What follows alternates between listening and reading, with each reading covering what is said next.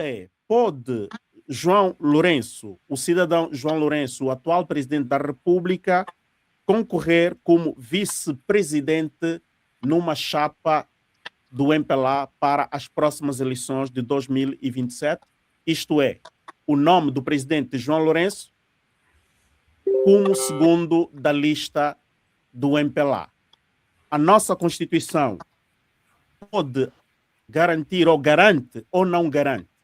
Então, eu quero, desde já, lançar esta questão aos nossos amigos juristas aqui presentes. Este cenário é juridicamente possível ou estamos perante uma interpretação forçada da Constituição? Doutor Sérgio, a nossa Constituição prevê que o presidente cessante possa voltar a concorrer, mas como vice-presidente? Bom, a questão é complexa e a resposta não pode ser linear, dizer sim ou não.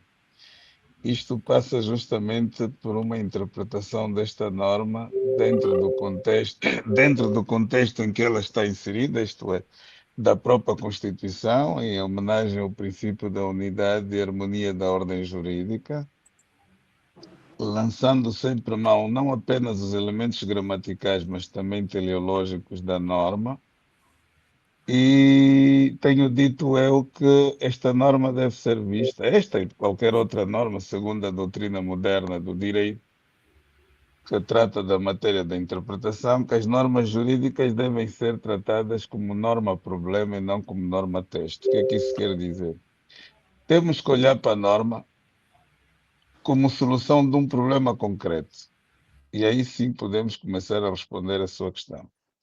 A questão que se coloca é se o atual presidente da República, fim do segundo mandato, poderá aparecer na lista do seu partido como número 2.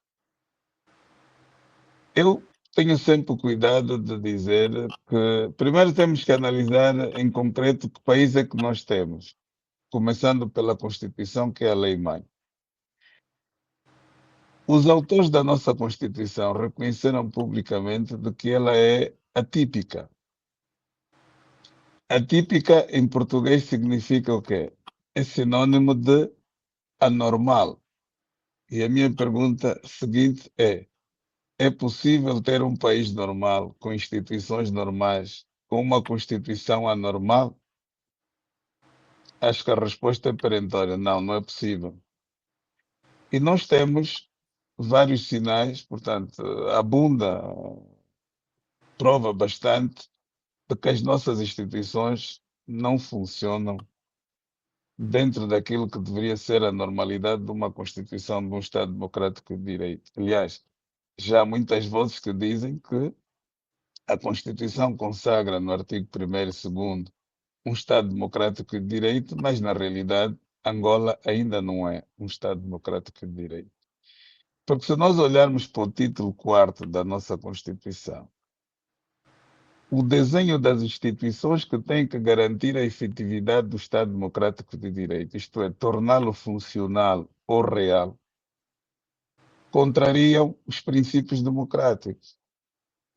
Porque nós temos uma concentração de poderes numa só instituição de natureza singular, que se chama Presidente da República, que nomeia todos, exonera todos, até juízes. Nós assistimos aqui episódios de quando o Presidente achou que a Presidente do Tribunal de Contas já não servia, convidou-lhe a sair. Há quem diga que não deveria fazer isso, porque não está dentro das suas competências, mas invocou-se aqui o número 4, se a memória não me falha, do artigo 118, que diz que o Presidente da República, enquanto órgão de soberania, compete garantir o funcionamento normal das instituições. E entendia-se naquela altura que o Tribunal de Contas não estava a trabalhar dentro da normalidade, e por isso convidou a senhora a declinar o lugar. Também já assistimos recentemente a Presidente da Assembleia de uma reunião do Bureau Político que saiu praticamente afastada do cargo. Não estou a dizer que não deveria ter sido afastada, mas o procedimento deveria ser outro, até para salvaguardar a imagem e a idoneidade a credibilidade das nossas instituições. Era chamá-lo em privado, orientar que o partido tem outra missão para ela chegaria no Parlamento, inventava razões de saúde, qualquer coisa, colocava o lugar à disposição. Primeiro tinha que abrir a vacatura para depois convidar o partido vencedor para indicar um outro militante para substituir a pessoa que declinou. Mas foi o contrário. Virou político, reuniu, decidiu que a senhora tinha que sair, depois a senhora teve que ir ao Parlamento dizer que, pronto, vou sair, e assim saiu e entrou um outro militante do mesmo partido. Portanto, é só para dar aqui alguns exemplos de que nós não somos um país normal. E então é estranho que a redação do 132, número 1, na versão original da Constituição, Uhum. só terminava até ali com a plenitude dos poderes. Dizia assim: em caso de vacatura do cargo de Presidente da República eleito, as funções são assumidas pelo vice-presidente, o qual cumpre o mandato até o fim com a plenitude dos poderes. Mas a versão atual, introduzida pela revisão pontual que aconteceu em 2021, acrescentou aqui uma parte final que diz: não sendo este período considerado como cumprimento de mandato presidencial, vírgula, e depois tem aqui outra coisa que não pode ser ignorada. Para nenhum efeito, quer dizer, para qualquer um dos efeitos constantes dessa Constituição, este mandato que é exercido por substituição ou sucessão do então titular do Poder Executivo, Presidente da República, não conta como mandato. Ora, se não conta como mandato para todos os efeitos, como diz aqui, sem nenhum efeito, é uma coisa que dizer para todos os efeitos. Nem sequer a linha B do número 2 do 102 deve ser levada em consideração o número de mandatos. Para dizer o quê? Com esta janela que se abriu aqui, em princípio, o atual Presidente da República pode aparecer como número 2 na sua lista, tomar posse com o novo presidente e dias depois, ou meses depois, ou um ano depois, esse presidente renuncia e ele assume. Não conta como mandato. Vocês não podem dizer que é o terceiro mandato. E eu dei um exemplo no sentido contrário, admitindo que alguém é presidente de um partido, vai concorrer pela primeira vez a presidente da República, mas ele não tem interesse em fazer 3 mandatos, um dos quais encapotado na redação da parte final do artigo 132. O que é que ele faz? Ele indica alguém como presidente, ele fica o vice-presidente, não é? E dias Uhum. depois esse vice-presidente renuncia, ele assume a presidência e faz aquele mandato e não conta. Depois ainda pode se candidatar mais 2 vezes e vai fazer 3. Portanto, como se dizia, não sei se agora ensinam isso nas escolas, mas no meu tempo falava-se chamada prova pela operação inversa, isto é, para determinar se o resultado está correto ou não. Uhum. Portanto, fazendo aqui a prova pela operação inversa, de começar como vice, um renuncia, ele assume, depois pode se candidatar mais 2 vezes, porque este aí é um mandato em nome do outrem e, como tal, não conta. O que me preocupa é justamente esta parte final que diz não contando como mandato presidencial para todos os efeitos, quer dizer, até para efeitos da linha B do número 2 do artigo 110. Pelo menos esta é a minha leitura. Eu entendo que mais do que negarmos esta possibilidade, deveríamos continuar a discutir com muito mais profundidade e daqui podermos também extrair que caminhos seguir para impedir que uma situação dessas venha a acontecer. Eu digo pode, mas não deve, por uma questão de ética. Eu sei que há pessoa, eu já li um artigo do Joaquim Jaime também, que evoca aqui os princípios republicanos e outros mais. Mas é aquilo que eu disse, Angola não é um país normal, você não pode encarar essa questão como se estivesse num país normal. E nós conhecemos a composição do nosso Tribunal Constitucional. E vou-lhe dar mais um exemplo. O Congresso do MPLA, extraordinário do MPLA, realizado em 2024, teve uma série de irregularidades que, em condições normais, teria sido declarado nulo. Até teve mais irregularidades que o Congresso da UNITA, que foi anulado em 2021. E o Congresso da UNITA só foi anulado pelo simples facto do presidente eleito não ter apresentado o comprovativo, quer dizer, da resposta do governo português sobre a renúncia do mandato, da nacionalidade, já que ele não podia, eh, segundo os estatutos da UNITA, perdão, ninguém pode ser presidente da UNITA se tiver mais do que uma nacionalidade, ou seja, para além da nacionalidade angolana, ter uma outra nacionalidade. E por causa disso, o Congresso foi anulado, e foi anulado. E acho muito mal, porque uma questão dessa natureza, que tem um limite no tempo, já que nós estamos a tratar de um mandato de 5 anos, não pode estar sujeito ao regime das nulidades, porque as nulidades elas têm um efeito ex-tunc e evoca-se a todo o tempo. E, portanto, se o mandato é de 5 anos, não pode ninguém levantar amanhã uma irregularidade verificada, por exemplo, vamos admitir que no primeiro mandato do presidente Adalberto houve uma irregularidade, ninguém invocou.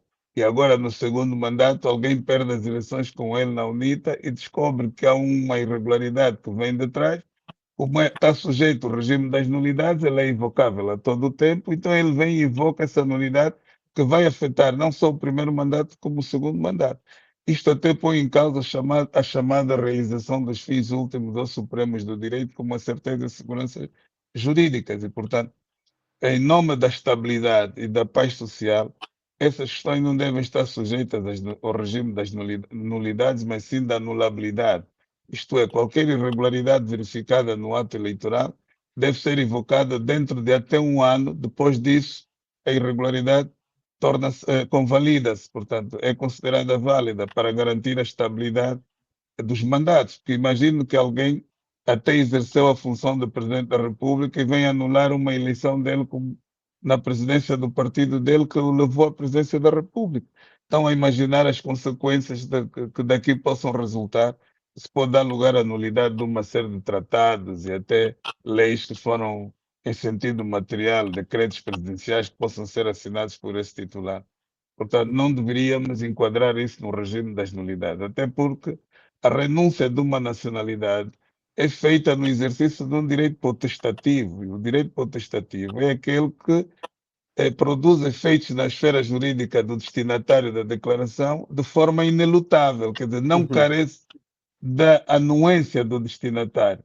Querendo ele como não, produz os efeitos. Basta que ele apresentasse, e penso que foi isso que ele apresentou, o documento que atesta que renunciou à nacionalidade portuguesa era o suficiente.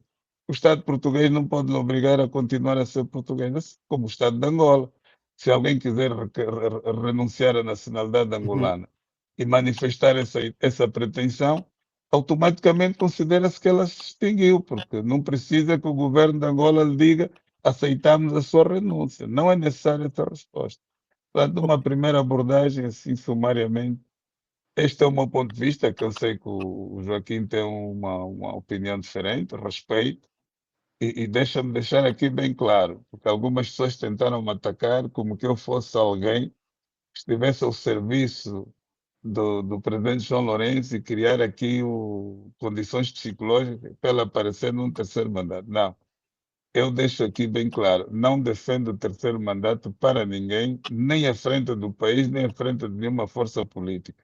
Eu até sou mais radical e vou mais longe. A lei dos partidos políticos deveria regulamentar o número de mandatos nas forças políticas. Para criarmos essa cultura democrática que não temos, porque na Uhum, Europa e no resto do mundo nós assistimos o mínimo escândalo, o líder de um partido, se perder as eleições, no dia seguinte ele renuncia à liderança do partido para dar a oportunidade que um outro militante faça melhor e conduza o partido para melhores resultados. Aqui em Angola eu nunca verifiquei isso, nem mesmo nos partidos da oposição. Ele pode perder eleições, ele não sai. E é quando uma quiser questão continuar, cultural. É uma questão esse é cultural. um problema, é cultural, é um problema de mentalidade. Portanto, nós não temos aqui, mesmo a UNITA, a verdade seja dita, eles só souberam explorar positivamente a morte do seu líder fundador. Porque se o Sabino tivesse vivo, eu tenho quase certeza que ninguém iria ousar concorrer contra o Savino, para a liderança da UNITA. Ok, É um ok. problema cultural. O Savino era visto como. Aliás, o DNA desses partidos que vieram das matas, movimentos de libertação, é o mesmo. Eles Ok, foram montados temos tempo. a imagem e semelhança do líder. E, portanto, enquanto a pessoa for líder, toda a Uhum. gente diz sim, chefe, sim, chefe.